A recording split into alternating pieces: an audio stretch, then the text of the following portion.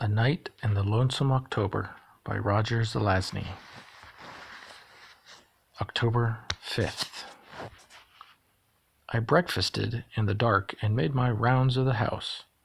Everything was in good order. The master was asleep, so I let myself out and prowled the vicinity. The day would not begin for some time yet. I walked beyond the hill to Crazy Jill's place. The house was dark and quiet. Then I turned to head for Rostov's ramshackle abode. I caught a scent as I did, and I sought its source. A small form laying unmoving atop of the garden wall. "Grey Mulk?" I said. "Sleeping?" "Never wholly," came the reply. "Cat nappery is useful. What are you after, Snuff?" "Checking an idea I had. It doesn't really involve you or your lady directly. I'll be walking to Rostov's place now." Suddenly she was gone from the wall. A moment later she was near. I glimpsed a glint of yellow light from her eyes. "I'll come walk with you, if it's not secret work." "Come then." We walked, and after a minute I asked, "Everything quiet?" "At our place? Yes," she replied. "But I heard there was a killing in town earlier. Your work?" "No, we were in town, but it was a different sort of work we were about." "Where did you hear of it?" "Nightwind was by. We talked a little. He'd been across the river into town. A man was torn apart, as by a particularly vicious dog. I thought of you." Not me," I said. "There must be more of these, of course, as the others seek their ingredients. This will make the people wary. The streets better patrolled between now and the big event." "I suppose so. Pity." I reached Rostov's place. A small light burned within. "He works late." "Or very early." "Yes." In my mind, I traced a path back to my own home. Then I turned and headed across the fields to the old farmhouse where Morris and McCabe resided. Grey Mulk continued with me. A piece of the moon began to rise. Clouds slid quickly across the sky, their bellies tickled by the light. Grey Mulk's eyes flashed. When we reached the place, I stood among long grasses. There were lights within. "More work," she said. "Who?" came Nightwind's voice from atop the barn. "Shall we answer?" "Why not?" I said. She offered her name. I growled my own.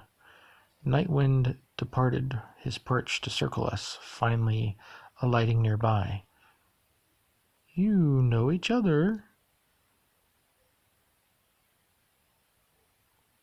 "We are acquainted."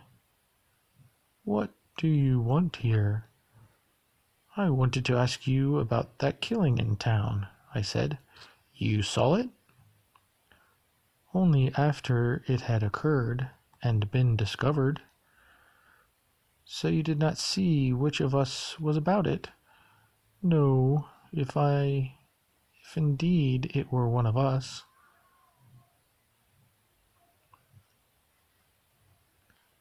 "How many of us are there, Nightwind? Can you tell me that?" "I don't know that such knowledge should be dispensed. It may come under my prohibitions." "A trade, then." "We list the ones we know. If there's one among them you do not, you furnish us with another we do not know, if you can." He swiveled his head around backwards to think, then said, "That sounds fair. It would save us all time. Very well. You know of my masters, and I know both of yours. That's 4. Then there's Rostov with quicklime," Grey Mulk offered. 5? I know of them, he responded. The old man who lives up the road from me seems of druidical persuasion, I said. I saw him harvesting mistletoe the old way, and he has a friend, a squirrel named Cheater.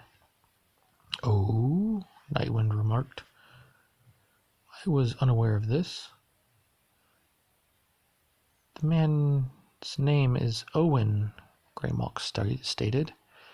I've been watching them, and that's 6, Nightwind said. For 3 nights now, a small hunched man has been raiding graveyards. I saw him on my patrols. 2 nights back I followed him by the full of the moon. He bore his gleanings to a large farmhouse to the south of here, a place with many lightning rods, above which a perpetual storm rages. Then he delivered them to a tall, straight man he addressed as the good doctor. It may be they are 7 or perhaps 8. Would you show us the place? I asked. Follow me. We did, and after a long trek we came to the farmhouse. There were lights in its basement, but the windows were curtained, and we could not see what the good doctor was about. There were many doors, odors of death in the air. However, thank you, Nightwind. Have you any others? No, have you? No. Then I would say that we are even. He took wing and hurried off through the night. As I crouched sniffing near a window, I traced trails of Morris and McCabe's place to this one. From this one to Crazy Jill's, to my own, to Owen's, from Owen's to the others. It was hard keeping all of the trails in mind at once. I leapt at the bright flash and the crackling sound from behind the window. The smell of ozone reached me moments later, and the sound of wild laughter. Yes, this place will bear watching, Greymalk observed from her sudden perch high in a nearby tree. Shall we go now? Yes. We headed back, and I left her at Jill's, dropping the adjective out of politeness in her presence, and I left her to catnapery on her wall. When I returned home, I found another paw print. That is October 5th, A Night in the Lonesome October by Roger Zelazny.